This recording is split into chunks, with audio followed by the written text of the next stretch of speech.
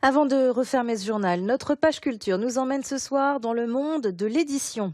Le grand festival littéraire Étonnant Voyageur vient de s'achever à Saint-Malo avec, au sein de sa programmation, un prélude aux premières assises du livre en français. Un rendez-vous qui se tiendra en novembre prochain, puis en avril. Au cœur des débats, la difficulté de faire voyager les œuvres en langue francophone. Pour y voir plus clair, voyez ce reportage de David Bernstein. À Saint-Malo, les professionnels du livre ont entamé une longue traversée. Leur ambition, refonder une édition francophone où la France est toujours au centre et les anciennes colonies à la marge. Aujourd'hui, lorsqu'on est un auteur sénégalais, haïtien ou marocain, il faut presque toujours passer par la case Paris pour être publié.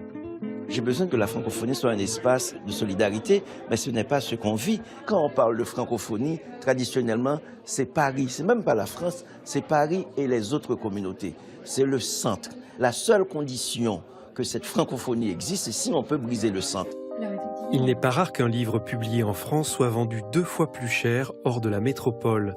Résultat, nombre d'auteurs francophones ne vendent jamais dans leur pays d'origine.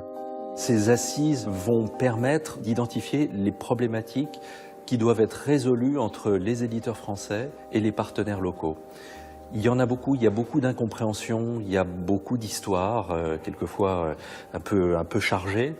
Et je crois que c'est le sens de l'action qu'on mène au Bureau international de l'édition française, c'est faire en sorte que tous les acteurs se connaissent, et c'est la clé toujours dans l'édition pour que la chaîne marche de l'auteur au traducteur, au libraire, à l'éditeur local.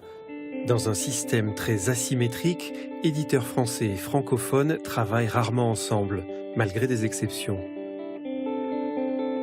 Léonora Miano a eu le prix féminin pour un texte édité chez Grasset, qui coûtait relativement cher vu le pouvoir d'achat local. On s'est mis peut-être à 7 ou 8 éditeurs locaux, donc de tout le continent. On a négocié les droits de cession avec la maison d'édition Grasset et on a pu le vendre à un prix très abordable. Plusieurs rendez-vous voulus par le gouvernement donneront suite à ces premières assises du livre en français. L'enjeu culturel et économique est de taille, 700 millions de personnes parlent français dans le monde.